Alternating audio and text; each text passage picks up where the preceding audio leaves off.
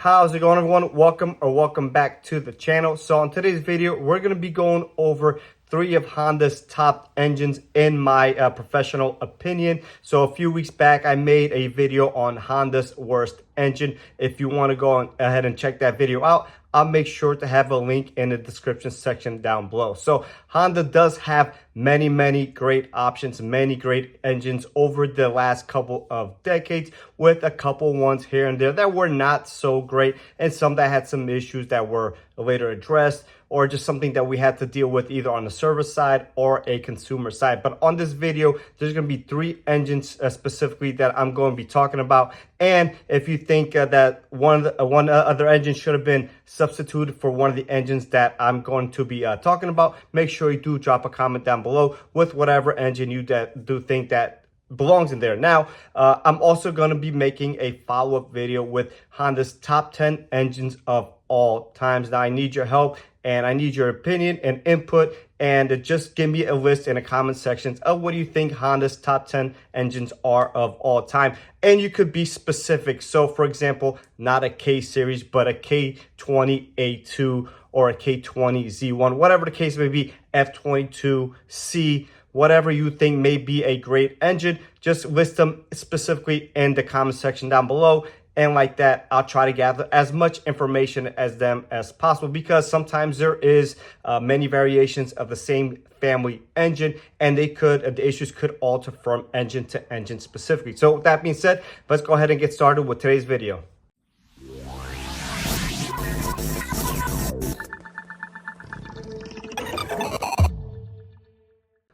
So the first engine we're going to be talking about is the R18, and like many other engines, it had a couple of different variations, but for the majority, it was a great engine, introduced all the way back in 2006 and lasted in the HRV until 2022, so pretty recently, and you can still get one of these engines at a fairly low mileage. So that goes to show you the longevity and the greatness of the engine. And of course, initially it did have some issues early on in the Civics. Now, we had a couple of recalls, one of them being that we had to reroute the drive belt and change, I believe it was the water pump and the pulley, I want to say, and just change the direction. It was a different size belt and everything. It was pretty simple, straightforward, but there were some water pumps cracking due to some unneeded tension in the drive belt system. So along with that also came some cracked blocks just from some poor casting from, I believe, 2006 to 08, 09 or something like that. And Honda actually had a warranty extension for that. Now, there was some other issues with the engines. There are some leaks, sometimes from the valve cover gasket, which is pretty expected from basically any engine. The timing chain tensioner cover, a lot of them needed to be resealed, and the breather plate cover in the back is a 6-bolt plate that we needed to just change and remove and reseal and reinstall. A lot of times I personally like to replace it with a new cover, because the old one would get warped from you prying on it, as there was Honda bond holding it on, and as the gasket. So when you pull off Honda bond, sometimes requires a bit of tension, a bit of a force, and a lot of times it bends either those breather covers, those plates, or the timing chain tensioner covers, which are made of the same material. But other than that, these engines were pretty reliable. Not many issues besides a cracked block. That would be the biggest one in my opinion. And obviously, again, Honda did have a warranty extension, but post that, I really haven't seen too many of them. And I did a lot of those. I probably did a good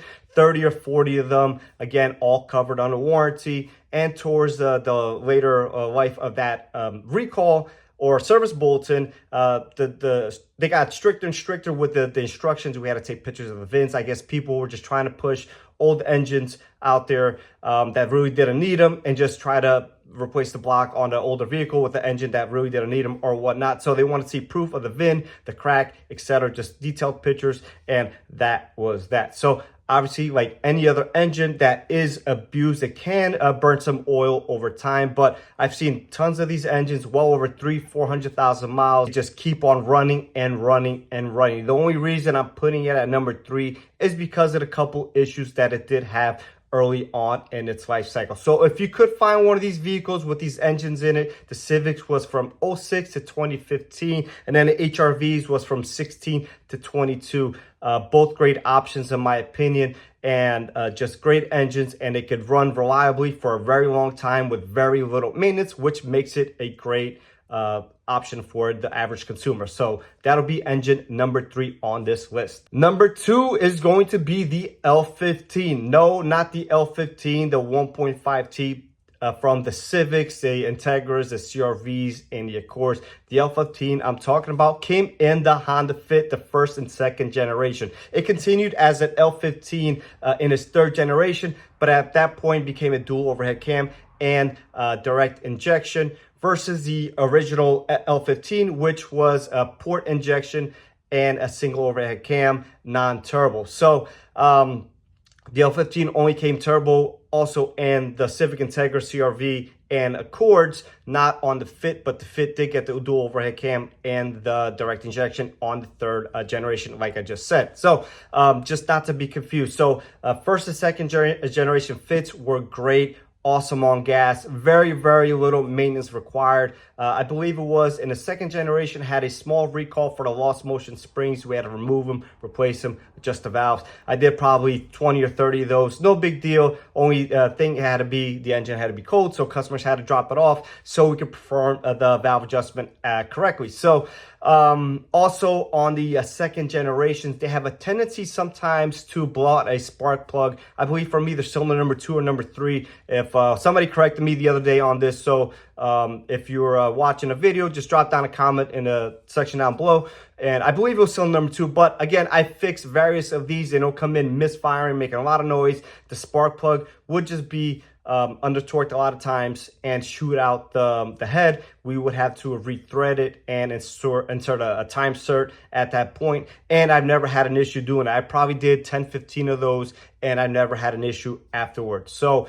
very easy to do. It just needs a lot of patience. And I would remove the cowl, remove the under cowl, and just access it that way. And I would put some brake grease on the tap. I was tapping it to try to catch as many shavings as possible. So that would be the biggest flaw with that engine, along with the lost motion springs. But again, that should have been addressed, and it is a recall, and we can still do it. We did one a couple weeks back on an open recall vehicle that it'll always be open until it is complete. So great engine, great option. Again, it could take a ton of abuse, a lot of bad maintenance, and they'll continue on running. Again, anything that's going to be maintained poorly eventually will start to see some issues, but I've seen a lot of them, 200,000-300,000 miles. Once again, original engine, running great, and just a great option. You could get them for a fairly cheap price at this point, since they are an older vehicle, but very roomy, very spacious vehicle. And I love those engines. And then they introduced the direct injection, which started a whole mess, and later on added the turbo and stuff like that we see in the Civics, Accords, CRVs, and Integras, which just completely made a complete mess out of the whole L15, which was a great engine to begin with. So simplified L15, port injection, non-turbo, great engine. 1.5T, not so much. Stay away from that one. So that would be engine number 2. And at number 1, in my personal and professional opinion, I'm going to say the K20C2, not to be confused with the K20C1 from the Type R. So the C2 is a dual overhead cam, port injection, K-Series engine, found in 2016s to currently running Civics and HRVs as well at this time in the second generation CRV here in North America. So great engine, very simple. We don't see any issues with them. Not saying there's not any at all. I'm sure there have been some issues, but in the shop, we don't see any issues with them besides sometimes a valve cover leaking, which can leak onto the starter and causing the starter to fail. So obviously, if it caught early, not a big deal. If it goes a prolonged time, it will damage the starter. And secondly, we do see some rodent damage on primarily the cylinder number 4 coil wire because it is exposed. So unlike the 1.5Ts where the wires are completely exposed, Honda did put a cover over the coils on the K20C2 and just leaving a little bit of the pigtail on cylinder number 4 exposed, or the injector as well sometimes gets chewed up a little bit. So not a big deal. Most people won't even be affected by this. This seems to be a big city, a cold environment and dirty environment area. So if you park next to dumpsters in a cold environment, this is probably going to happen to you. But overall, great engine. And the reason it's at number one versus the other two is because there is no catastrophic engine failures that we saw with the other two, being a poor casting in a block and spark plugs blowing out the head. So that would be the main reason why it's over here. And you can still buy this engine brand new from the dealer. So this will come on like the base model Civics and stuff like that, and the HRVs as well, which a lot of people ask me what's a great car required. Very minimum maintenance, and I'm always gonna say the HRV, it's great, it's functional, great on gas, very versatile, optional four-wheel drive. I think it's a great car for you know, the average commuter, and just makes for a great vehicle. So for those reasons being, I'm going to put this at number one. Now I know a lot of people are going to be upset that your K-Series didn't make the list, but a lot of those did have some issues: VTC gear, stretch timing chains, etc., etc. Along with the J-Series, a lot of VCM issues, a lot of oil leaks. So for those reasons, those didn't make the cut and just simply require more maintenance because there's more stuff involved with them, right? So this is about simplicity, and those three engines that I've listed here are all as simple as can be in a modern day era where you know, we're trying to get the most out of these cars: GDI systems, turbos, EVs, hybrids, etc., you name it. So these are basic cookie cutter simple cars and great engines, and for those reasons they do seem to be more reliable. Obviously they do lack, you know, fun factor and power and all that good stuff, but the average person looking for a commuter vehicle or a car just to go from A to B, these are all great options. Somebody like me, an enthusiast, I'm going to want something turbo, so obviously I have a turbo vehicle. Makes it great to drive, but obviously that will come at a cost in the form of more maintenance down the line. So again, if you have any options or anything like that, anything you want to say in the comment section down below, I'm always welcome. I'm open to all the input possible, and I will be making a top 10 video of Honda engines of all time, and that video will be a little bit different. It'll be more focused on, you know, driver engagement and stuff like that, not so much just reliability for that video. So with that being said, hope you guys like this video, and I'll catch you on the next one.